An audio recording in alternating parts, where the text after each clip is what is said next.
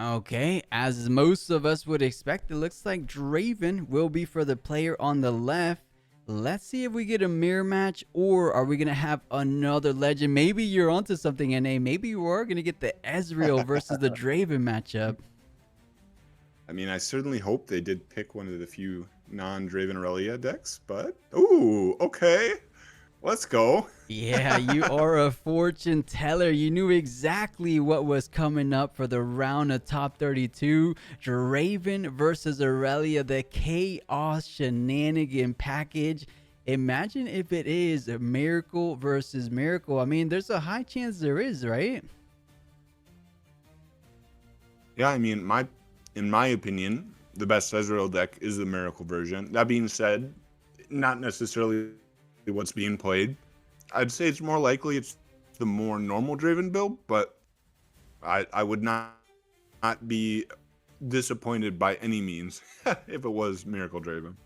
You know, the Reaver's Row kind of indicates to me it might just be more of a standard Draven, but a battlefield we don't get to see too often in general, but it makes sense in decks like the Ezreal. Is going to be the Hall of Legends. You're able to ready your legend when you hold here. Actually, it's the other way around. I'll pull it up in chat. When you conquer, or actually, I have to type it out first. Hall. There it is. Hall of Legends. I'll read it out. When you conquer here, you may pay one to ready your legend. So Ezreal's trying to double dip, trying to double draw on his turn, and that just works once, right? So if you target a unit, that's for the whole turn, right? As long as you could ready it, you could just tap it immediately. You don't have to target twice again. Yeah, the Ezreal Legend isn't a trigger ability. It's just a, if you've done this, you can do this. Exactly. So that battlefield just reads draw two or draw another card with Ezreal leader. So pretty powerful, it seems. Yeah, speaking of powerful, it looks like the player that's repping Ezreal is on that infamous Team AI. And did you see the cards in hand? I think we're getting a bit of what we saw last week. That is a Pit Crew Ezreal, which honestly, versus the standard Draven builds, I think they do a decent job because you're able to keep Dravens off that Conquer game plan or win the combat game plan, and a double call, double gold generating type game plan coming out. I think Team AI, or this player from AI, might have a good shot if he's able to be on the play. I guess we'll have to see. I mean, that's definitely an interesting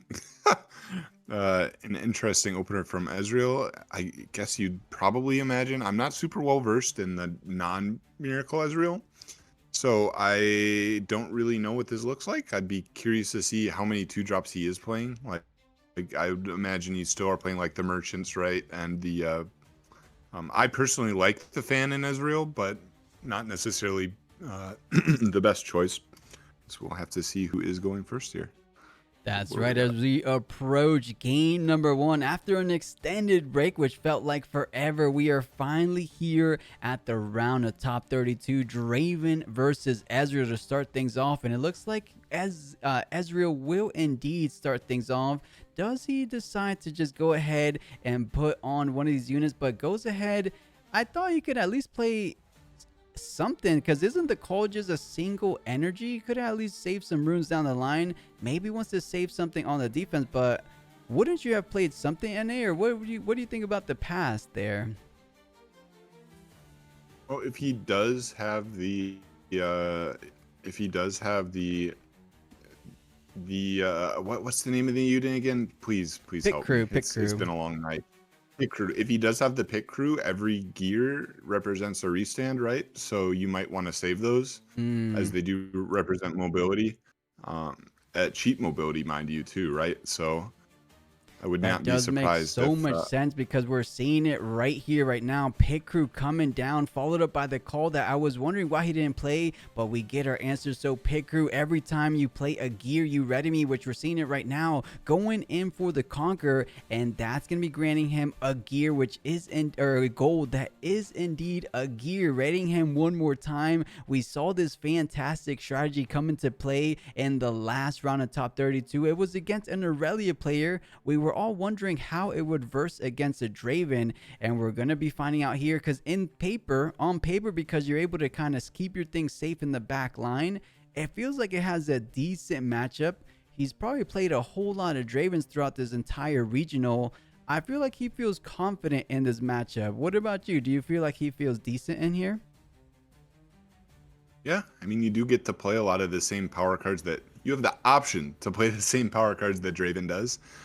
Don't know if he does. Like I said, I'm not super familiar, and I wish I was more familiar with this version of the Ezreal deck.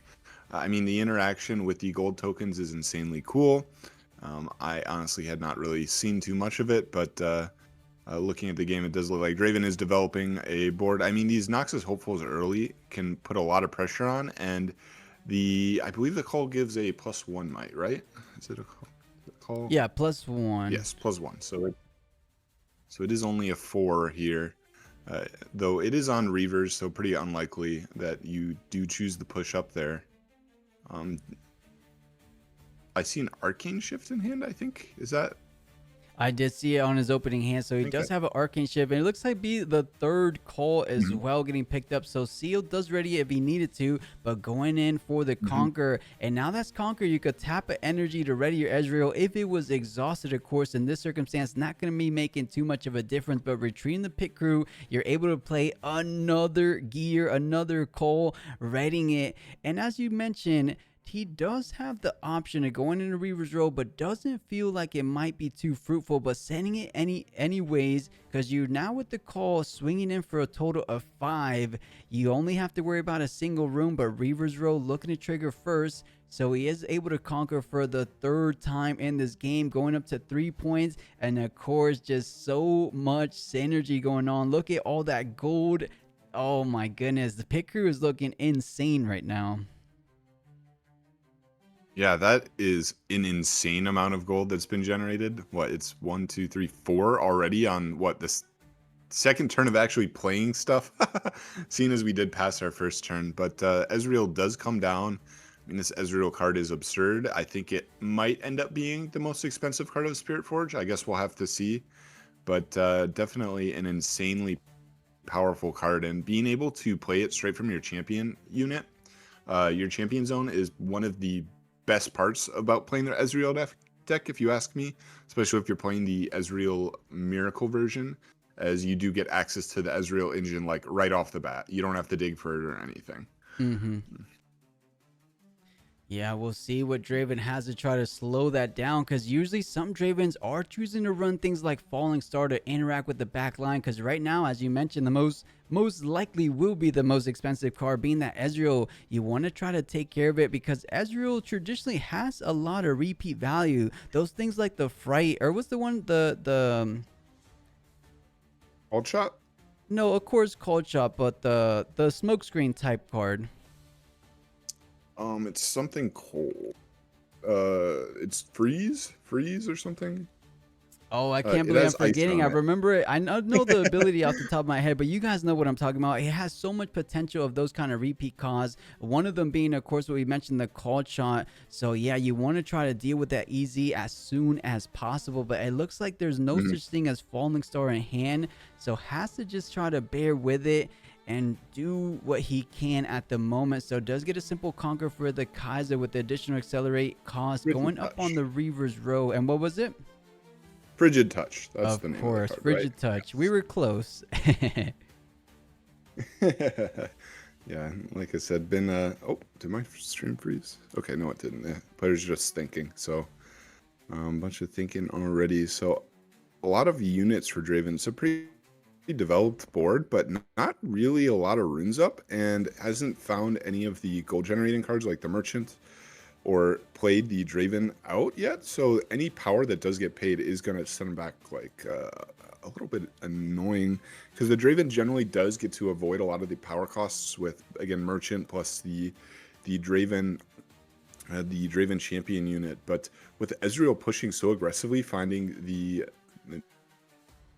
Cull combo so early does mean that Draven does have to play a little bit on the back foot here, which is not traditionally something you see the Draven deck do. Right, especially when we take into account that Draven was on the draw, so he's definitely feeling the pressure from AZ.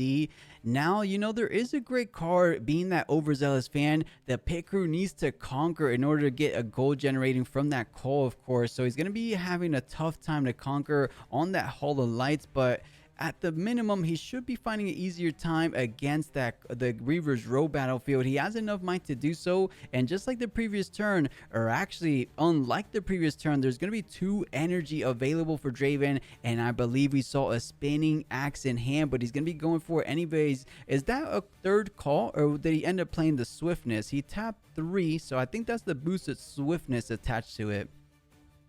Yeah, it's the swiftness, so that he'll be able to just move right over to the other battlefield here if it does conquer. And it looks like it does successfully conquer, retreats the Kaisa, choosing to opt to save the units instead of try and contest. Though I don't really think anything is contesting this. It's +5, so it's an 8 might unit. So even like a spinning axe isn't enough. That's only bring Kaisa up to 7. Right, does he choose to move over? Yeah, you're definitely right. He has the option of ganking on over, and it looks like he's going to take that available play line, hopping on over to the other battlefield. But thinking a little bit more, he's saying, I know you have 2 runes. I know there's such thing as spinning axe. You didn't want to go ahead and deploy it with the Kaisa, but now you have a total of defense, a total of 6 might defending the other battlefield. But choosing to play it safe and patient, you are at 4 points before your opponent. But now you're going to lose a bit of point tempo because Kai's able to push onto the Reaver's Row, going up to 5, and that is going to earn her another draw. So that was a tricky turn. Would you feel like it would be good to push up against that, or because the overzealous fan is basically a free draw for Draven? No, I like this a lot. He is on even points, and as we've seen that this gold combo makes it pretty easy to go for both battlefields, especially with the Boots of Swiftness involved. You just push up on one, conquer, and then you can just gank over to the other. And if you conquer there as well, it just goes straight back to the base. So it does like a whole little circle, which is pretty cool. And with infinite gold, I would expect to see some of the next turns be maybe a bit scary. Like there is I think I spotted a Mind Splitter in his hand. Is that 3 axes? Did I just see 3 axes? Wait, I saw 2 Darius. You're saying in the stack deck?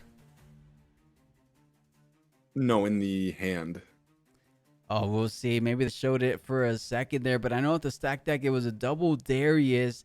And then, in the hand, it is 3 axes. He's going to have an abundance of reaction speed spells with those spinning axes. If there's a turn where he leaves 6 energy open on his opponent's turn, that's going to be spelling troubles for the Ezreal player. Dang, I've never really seen a triple axe play, but we might just be seeing it in this round of top 32, just saving it for the perfect moment because it's a little risky. They do of course have temporary keyword, so you want to make sure you're not going to be using them so nilly-willy where they're going to be going down in a combat. But honestly, what's going to be taking down a 3, 6, 9 total increase might unit? I don't think very much from Ezreal. Draven looking good with that hand so far, on top of the falling star I'm seeing. It's taken a long time on this stack deck. All right, looks like opting to take the hard bargain. I believe that was the Darius. Was it really the hard bargain? We'll find out super soon. Oh, or we will not. We'll find out sooner than later. Yeah, it looks like does go ahead and play out that stack deck. And we saw those options there, pretty straightforward. The Treasure Hunter, the Kaisa, and the Fight or Flight. And we saw that one as clear as day. It will be a pickup of the Fight or Flight. It seemed like the better of the options. He already has plenty of units already developed, but maybe the Kaisa number 2 doesn't feel all that bad because you are a little bit low. But I think because you're given the fact that you do have your chosen champion still in the zone, you feel comfortable just picking up the Fight or Flight, and I believe that was the option that he chose. And was that a hard bargain? He flipped through his hand. I didn't see a Darius, so It had to be the hard bargain. Yep, chose to take the hard bargain, and does retreat off of the other battlefield. Is on odd points, which you don't love, but it's like not that bad because you put your Kaisa onto the Reavers, which is not exactly a super threatening place to put her. Look at that gold stack. Oh This yeah. man thinks he's like a dragon hoarding gold or something. But um, I will say the fight or flight is like a pretty good pickup here from Draven, as unless there's another gear in hand, he doesn't like immediately have a way to get rid to push through that, right? You do have to then conquer to get the gold token to re-ready your unit, and is kind of playing a protect the tower sort of thing right here. I imagine this isn't like the normal game plan of the deck, but it is working really well here, and it is I mean, it's generating infinite gold value, so I've been a big fan so far. Yeah, it might just be the best Ezreal build, but I know you said earlier the Miracle package probably the better build, but so far, perhaps versus the Meta Call, versus the Dravens of the world, this pick crew allowing him to get in, get out, score the points when you can, might just be the better route going forward, but we'll see as the meta of course develops. He goes ahead and plays out a Bellows Breath. We're used to so much of that being in Victor decks. He's just pinging 3 units. He chose the Hopefuls and then the Overzealous Fan. What does he have in mind? He did go ahead and repeat it for free virtually because of the Ezreal in the back line and the gold he has available to him. Is he gonna play another one to do 4 damage total on the back line? Because he did 2 already. He repeated it, so it's 2 damage, 2 damage. And wait a second, if he did do 2 damage, wouldn't the Overzealous Fan be out of here? I don't know if he pinged that. He might have just pinged it once. I mean, we saw earlier that he did have a Watcher in his hand, so he could be setting up just to play a Watcher and clear everything. Oh, that Because is if an he pings interesting everything once, the combo. Watcher kills everything, right? Even through like the hard bargain. Yeah, look at the pings. It was 1, 2, 3, and then he did 1, 2, 3 on the Draven. Interesting. So a Watcher would be bringing everything down to essentially a single might, except the Draven. The call shot does get picked up from the Ezreal legend ability. Does he have a Watcher? But he's going to be going on the dig through the deck a little bit further. The Wages of Pain, and it looks to be a upside down Chaos card. Is that a stacked deck I'm seeing? Would guess it's a bit hard to see. It's funny that he's holding them like that, but does opt to take whatever was not the wages. And that one looked like a quicker decision. It looked like it was a stack deck and another call chat. So if we thought he didn't have any more cards, he's definitely going to be looking for him down the road. But you guys were totally right. It looks like the Watcher coming out to play. So everything goes down. Or did he not play yet? They definitely need to go back to their normal vision. And there it goes. The Watcher coming down. -3 on every single unit on the opposing board state. Does that kill everything? Zealous would go down. The 2 Hopefuls would go It down. does But kill everything, Draven... unless he has access. Yeah, Draven goes down to 0. But yeah, he does have axes, so this will at least save a couple things. Actually, I can't tell how many runes he has up. I think he only can save the Draven though. Yeah, he had 2, so only able to save 1 unit. So saving the bigger, more valuable unit, but everything going into the trash. That is a big swing because, as we said before, Draven was doing a really great job at establishing that board state as best as he could, and just in a single turn, Ezreal dealing with the back line, which is a rare sight to see. Usually you need things like bigger plays like unchecked power, and that's just to deal with the battlefields. To deal with the back line, I'm loving the plays coming out from Ezreal, taking a bit of the package we saw in the last regional of the top 32, but adding even more value cards like the Bellows Breath, get the repeat value from the Ezreal champion, and then Watcher coming down and put it all together. This is looking really strong, and I dare say Ezreal is looking in a dominating position. Look at all those resources, look at all those card potentials with the call shots, the stack deck. I think EZ just having to score a final 2 points might just take it there. Does he take it in the next turn? That's the question though, because he's looking good so far. You definitely could go for the push in the next turn. Draven doesn't have a ton developed here, though you do have to remember there still are the 2 axes in hand and the hard bargain, which might potentially set up like an awkward position for the Ezreal if he does not play around those. That being said, this Ezreal has been playing around stuff pretty well. Like, even if the Draven did opt to hard bargain in the last turn, like, all you committed was a Bellows, and you still had 7 mana up, so you could maybe go like a Mind Splitter instead of the Watcher if you didn't want to then commit the Watcher. I believe there's still a Mind Splitter, unless it's been discarded at some point. I have I lost saw a it. little You're bit of totally track, right. but There was a Mind Splitter. yeah, there's a lot of resources, like you said, and you have the Watcher, you have the big, your other big unit, you have the Mind Splitter in hand to maybe, like, you could play that, force out something from hand, get the look, and play with Perfect Knowledge. It's a little bit hard for Draven, though, because you have to not only develop your board here and set up to not just lose to board, but hold enough runes for, again, your interaction so that you don't lose. Yeah, I see It's exactly difficult. what you're saying. You just have to do a bit too much given a single turn. Can you establish to set up some kind of victory route for the game going forward, at the same time keeping up enough at the ready on your opposing turn? Might as well dig a little deeper, see what's on the top of the deck. It's going to be a switcheroo. That's actually a decent card. Might not be the most impactful, but impactful nonetheless. So you have 2 spinning axes, a falling star, a switcheroo, but I'm not seeing any more units. I could see a world where he might just do like falling star, ping where you can. I say that, but you're only really going to be taking out what? The Ezreal in the back line? And then save up everything else? Everything seems to just be combat tricks. He also does have, if you remember, he has an Arcane Shift in hand, so you can go for the Arcane Shift Watcher as well, which could be pretty brutal Oh, on that would the be on the so next cool turn. to see.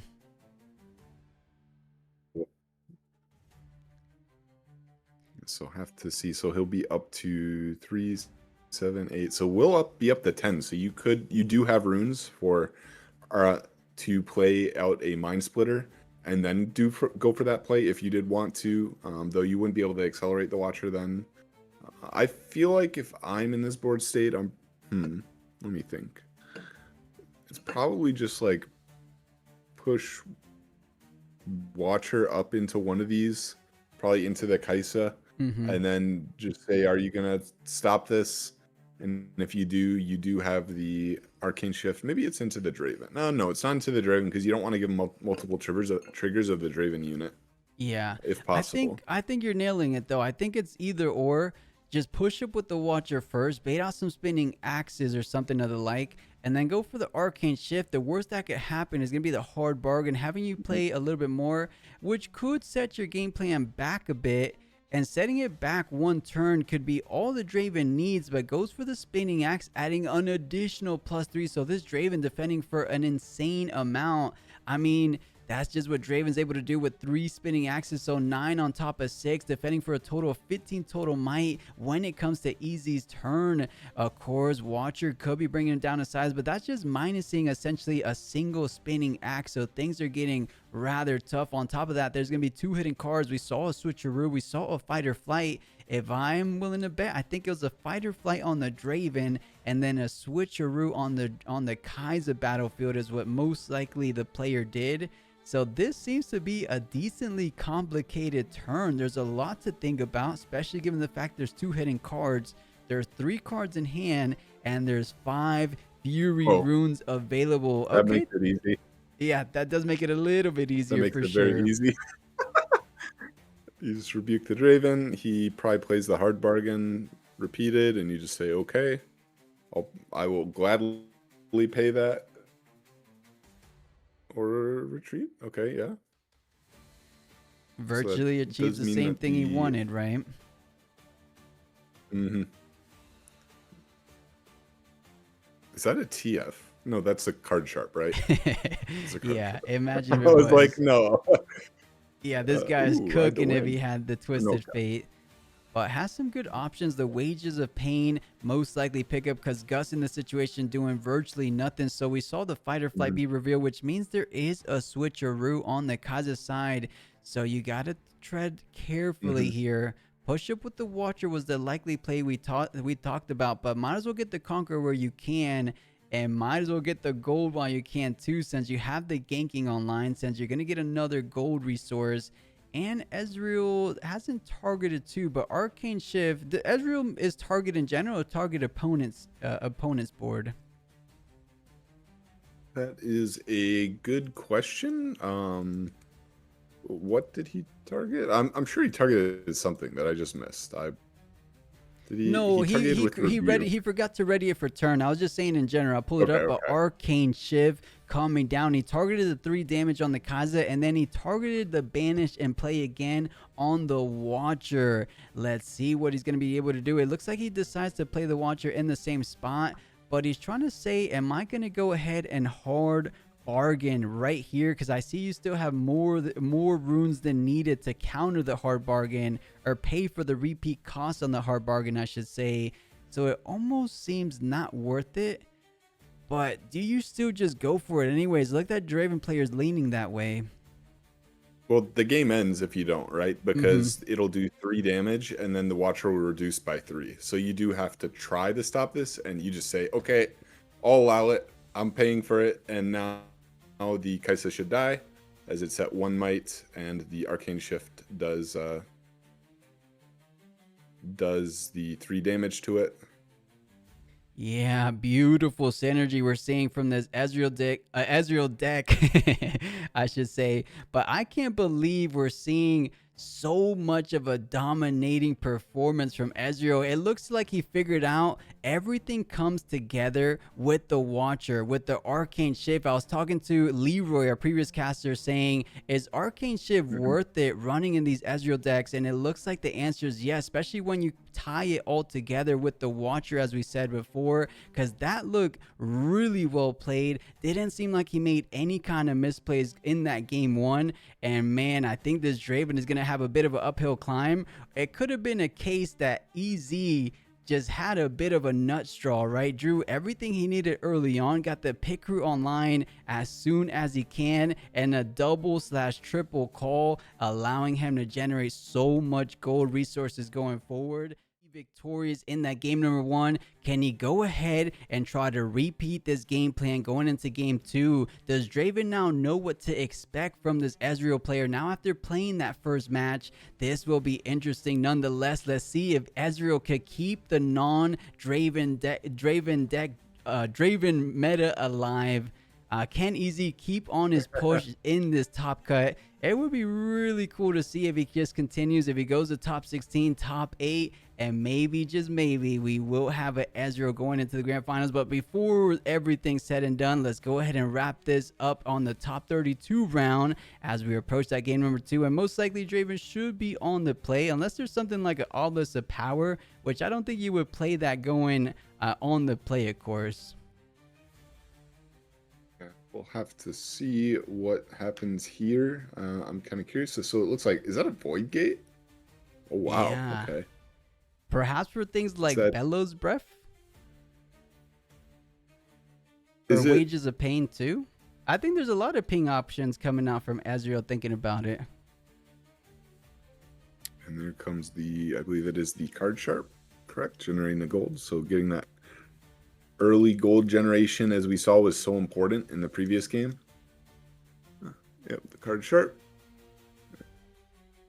And it looks like the Draven opted to, yes, play a gold token. So you get 2. So that's so much value. 2 gold tokens for 1 unit. And sure, you give your opponent 1, but I mean, 2 is more than 1, right? Yeah, it definitely is, especially when you're able to make bigger use of it. Like the call shot, we didn't see any call shots. Usually those are saved for the miracle package on Draven's build. This seems to be more that straightforward build. Granted, I say straightforward, but the straightforward build was the regional champion in the previous one just last weekend, so it's still strong nonetheless. But one of those, as I mentioned, this Ezreal build does take full advantage of things like power cost with those call shots. The second best, I want to say, is things like these stacked decks, as we're seeing right now. We're seeing a card shop, a mind splitter, and the last little piece, it looks to almost be, I can't tell at all. Is that just a seal, perhaps? I can't tell, and it looks like he might be taking it too. Oh wow, double pit crew. Yep. Did you see any gear though? I I don't know if didn't. I saw He's any he's gear. desperately searching for the coal, and that's kind of getting back to what we were talking about. Did he just have the picture perfect opening or the picture perfect game plan going in that game one? Because in the world where you don't see the coal, follow that up by the pit crew.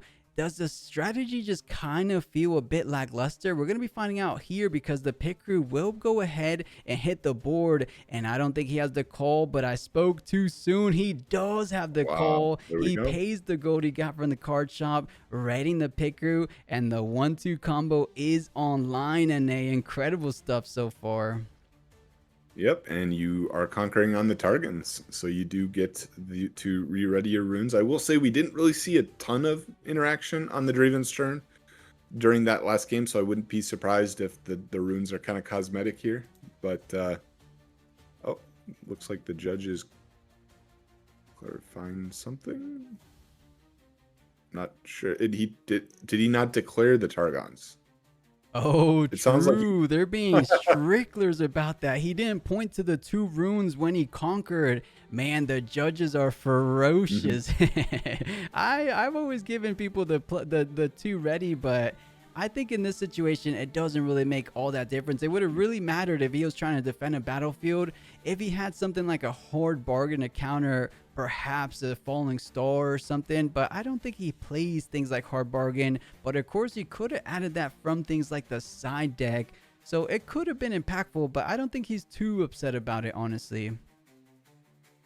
Yeah, for sure. And the only thing I could think of that, oh, and speaking of the devil, there is the falling star, which is gonna probably double onto the pit crew. Yeah, so it does opt to totally take out the pit crew. You said there was another pit crew in hand though, right? We did see one. All right. All It right. is So the it does brother need pit another crew. gear though. You do need another gear though, right? To actually start doing stuff with it. No, I guess not necessarily. You could go conquer with a card sharp, but like, nah. Yeah, that's just Two not what you're arcane looking chip. to do. It looks like he's going to be playing the 2 gold and a card we haven't seen this whole best of 3 series, but we've seen it Mhm. before, of course. The Mind Splitter hitting the board. Is there any reaction speed spell before he takes a look at the hand, or is he just going to be deciding on taking a look? It looks like the Spinning Axe does get added onto the Draven Yep. before he reveals the hand, which is probably the smart thing to do. It makes it so much tougher to conquer. So Draven in a decent position, but now taking out the notepad, writing the Ferris Forerunner ×2, and I believe that is a stacked deck, it looks like, no? Or a hard bargain? I think it's a hard bargain. I can't quite see. He stacked those nice on top of each other. Unfortunate that there are 2 Forerunner, as obviously you'd prefer to hit 1 and then have 2 dead cards, but yeah, this game's looking a lot different when the pit crew doesn't go crazy. That the early Falling Star really made a difference here. Yeah, they make a really good point. I believe that should be, if he's not running more Falling Stars, if he has them in the side deck, that could be the exact card he needs to add into the main board and have a little bit more of those to rely on and have it be more consistently brought up in that opening hand to take care of the pit crews. But a Ferris Forerunner, this is an excellent card for Draven. Even if you're able to get taken down from the likes of the Bellows Breath Watcher combo, you can't really do that 2 times in a single turn. So at the very minimum, you're going to keep virtually the same amount of might present on your board. So this is going to be a very tricky situation for Ezreal going forward, especially given the fact he doesn't have an excellent board state. The Gust coming down. Oh, no, just to discard for the easy, of course. Yeah. Discarded off Ezreal. I see a Cole, so he does have pit rookie Cole here. Or sorry, pit crew Cole here. Chooses to go for that. And it looks like he's going for it, knowing that Draven's completely tapped out. So Targon's Peak is 100% free. Does he go ahead and choose those units? You know, a lot of people have the ruling a bit back and forth, I want to say, because in Houston, I heard you don't really have to choose the runes when you conquer. You still get at the end of the turn. What's the ruling you've heard, NA? I have always played that you do declare it, like you declare it when you conquer and then you ready the runes at the end of the turn, but I could be wrong. It's just how I've been playing it and I've never had a judge called on me for it. Mm-hmm. That being said, I mean, like I said, that could very well be wrong. It the rules for this game feels sometimes like they needed a whole nother pass, but they've been doing a good job of fixing them up every so often, and I would hopefully expect to see another one in not too far future, as they've been doing on a pretty regular cadence, Mm-hmm. especially with set 3 coming up in China. But so it does pass back to Draven with 2 up. I don't. Were there any playable cards in the hand? I don't think the 2 really represents any threat from what we've seen in this game so far. Yeah, even taking a look at the game one, I don't recall there was any kind of opponent interaction. We talked about cards like Frigid Touch, that is going to be costing just 2 energy, but I'm not sure if Ezreal is going to be playing that. Perhaps it is a viable sideboard option. At the minimum, I want to say it's a bit of a threat, a bit of a bluff, something like a hard bargain could be online. Perhaps even something like a fight or flight. We are talking about a chaos package from Ezreal, so that's something Draven always has to keep in mind. But at the same time, I do believe Top Cut might very well be open deck list. I don't have 100% confirmation for you guys, but I think it is because they show the deck list in between rounds. I don't think a tournament organizer would reveal the deck list in between rounds sometimes if everyone didn't have access to the deck list. So perhaps he knows there is no such thing as fight or flights in the deck. I'm like 60-70% sure it's open deck list. I'll figure it out by the next time.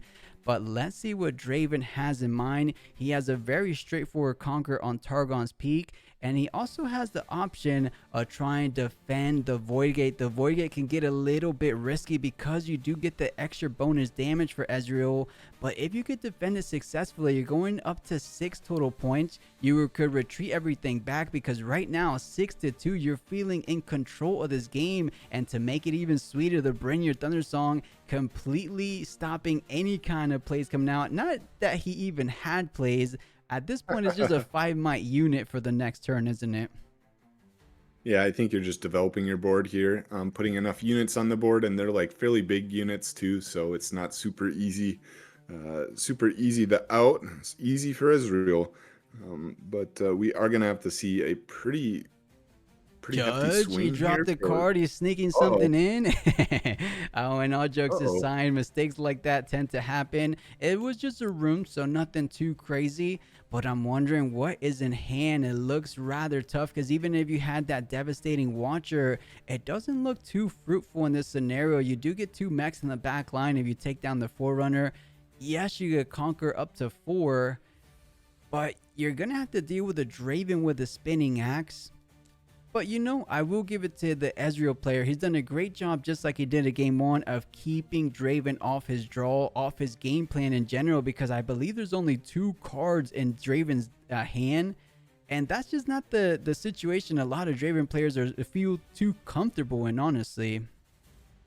Yeah, the Draven has not gotten a single draw, I think, in this entire match yet, which is very, very impressive. Well played by the Ezreal, making sure to avoid giving the draws. I mean, as you can see, the card sharp was played and just kind of sitting there in the back line. I mean, obviously you want to keep your Ezreal in the back line because it's a little bit of an engine, but I mean, very well played. I'm pretty impressed by the Ezreal deck. I had not really seen too much gameplay from the more vanilla Ezreal deck, which this is. I mean, it does have the pit crew, which is not vanilla, but I would say the rest of the deck is pretty much just like an Ezreal deck, right? It's not anything too crazy over the top. So I've been pretty impressed so far by how this has been performing. Yeah, I'm right there with you. I'm impressed as well. And it looks like he's saying, do I want to go ahead and hard bargain? You have plenty of runes to virtually counter the hard bargain by paying the additional cost. Is this a worthy hard bargain target? Do you stop Ezreal from going through with the game plan he was already thinking about? Because he kind of already put the rebuke to trash. He was hoping there was no hard bargain. He's like, you don't have anything. But now having to take a step back, slowing it down a little bit and saying, do you have something for this rebuke? If you do, I think it's still worthy because Furious Forerunner is one of those cards you just don't want to leave on a battlefield. So we'll see. I think it's worth it. Oh, and there's some dilemma going on. I think he recycled a purple and they got it back. No, you still have to pay the power cost, don't you? Well, he paid two treasures, right? Yeah. Yeah, I'm not sure. Maybe. Okay, no, they're just resolving it. So Hard Bargain was not used. Does push up the Mind Splitter, which does die the board. So he might end up seeing the Arcane Shift played. You could play it here, actually, and then rip the Forerunner. Oh, Yep. I'm loving So these plays. It looks like he does the 3 damage onto Noxus Hopeful, allowing something like a simple card shop to take it down. And then Mind Splitter going to be going Banish and then getting played out one more time. But now the question stands, he didn't choose to hard bargain the Rebuke. Does he choose to hard bargain the Arcane Shift? I think you have to at least go for it. It just doesn't feel so good given the fact that there is indeed enough runes on the Ezreal player. That's the one downside for things like hard bargain. If they have a lot of runes available, and EZ's been doing a great job of keeping his rune economy kind of up there because of the runes, or I should say the golds he's been able to generate this game. So he feels good, and I see why it's a trickier play for Draven, because you have the counter, but it's not truly a counter in this situation. yeah, I don't think you do it here because it makes the Mind Splitter better. As silly as that sounds, right? Because the Mind Splitter will end up doing. Ooh, so it does kill it because of the Void Gate. That's a nice Right. interaction. But because if you do use the hard bargain, then it does just leave you with 2 targets in hand, which are the Forerunner and the Thundersong. I think you're always discarding the Forerunner, but you're just kind of looping yourself one. Because at this 4 rune range, I believe Ezreal is at 4 runes, right? Yeah. At this 4 rune range, Ezreal doesn't really play a lot of cards here. Like, what cards would he be playing at this point? Like, we've already cleared both battlefields. We've pulled ourselves back from both battlefields. We've gotten our tokens.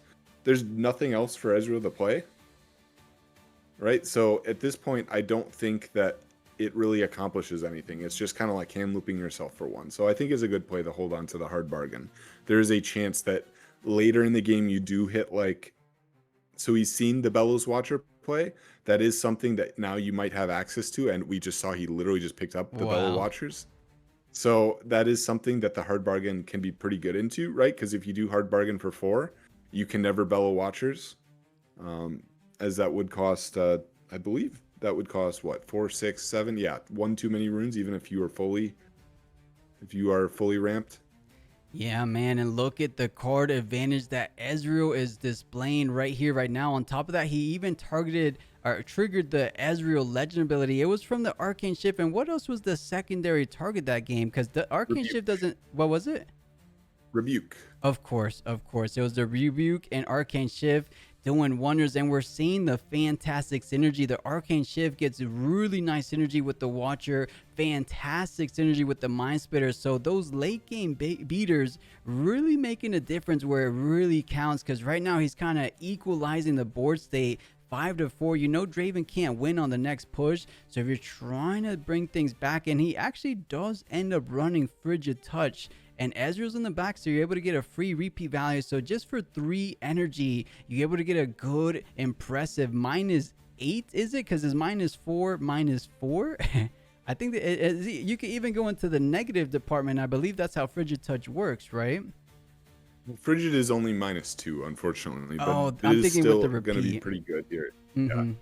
Yeah, so with the repeat, it ends up being -4. Yeah, -4 for 3, right? Because Ezreal will reduce it by 1, Mm-hmm. which is nothing to scoff at. And it is kind of interesting to think about too that he's played almost nothing on the Draven's turn the entire match. So there's like a thought in your head where you stop like respecting your opponent's potential actions, right? Not saying that when you're with these caliber of player, you won't. I don't think he'll do that, but you kind of set yourself in like this frame. Commercials. So I would much rather be watching these games. For sure. I wouldn't mind if this game ended up going to an hour and a half, because they're going to be players going to an hour and a half anyways. Might as well be the featured table, huh? Hmm. So it looks like it's kicked back, and I don't think anything on the game state has changed. So maybe just a warning. It's the runes. He had Draven. 5 available runes on his opponent's turn, Oh, so it looks okay, like he okay. only has 4 in this stance. Okay. Going up to 6 here. And again, choosing to develop the board with the Thunder Song, as it is a hefty unit, 5. And so here, the Ezreal does have knowledge of everything except one card in the Draven hand, right? So you know the hard bargain plus an unknown. So you have almost full knowledge here. This should be kind of like the deciding turn for me. Is if the Ezreal is able to clear the board, I think Ezreal does win this game. Yeah, So it's looking super close, but I agree with you. It's looking slightly favored from this position, especially considering the fact that you're able to dig a little deeper into that deck, finding the top two, and you get the additional repeat cost. So a Stupefy and a Mind Splitter looking rather juicy, but taking the Stupefy for even more additional draw slash defensive power. We see the Bellows Breath and Wages of Pain being the second pickup, and he does decide on Wages of Pain. So picking up some decently good cards, a lot of cards that can pose a bit of a problem because you have a double Stupefy Wages of Pain. You're effectively getting rid of a 5-might unit, which is exactly what a Bring Your Thunder Song is. So one of those units you don't have to worry about too much, but the Pit Crew doing what he's done this entire best of 3 series long, conquering, getting 2 gold tokens at that, readying, and most likely it looks like he's gonna leave it behind because he put the card shop, unless he just wants to leave the card shop alone. But look at that. I think he's going to try to defend because your opponent's at 6. You either defend both battlefields or you make it a bit easier for your Draven to try to push in for that game point this next turn. So this is it. But basically the final stand for Ezreal, if he defends, he's definitely going to be winning and going into that top 16 bracket. If he loses, we might just be finding ourselves into a game 3, but things are looking rough because what was in hand, Nate? It was a hard bargain, and what was the other one? I did not see what the last card was. So the one thing that makes this a little bit difficult is you do have to deal with the hard bargain, and it's going to essentially be a full cost hard bargain. So you have to leave up at least 4 plus whatever the cost is. Does get the cycle 2 here though, because he did take the Targons this turn, so he's going to get to restand both from the Stupefy, so you get a draw 2 and then a draw off of the Ezreal as well. Yeah, and perhaps imagine if he had something like a Singularity. Of course, we all know there is a hard bargain, so in theory it could be nice, but because there's a counter, it would rely on the Ezreal to completely tapped out to do so. But because you know you have to defend both of these battlefields, you're gonna have to pick your battles and deciding. And wait a second, Showing the discard. oh, I was about to say, because yeah, that didn't look at the hand. I was like, wait a second, where'd the Mind Splitter on Draven's side come from? No. But did pick up a Rebuke off of the second Stupefy, which is pretty big.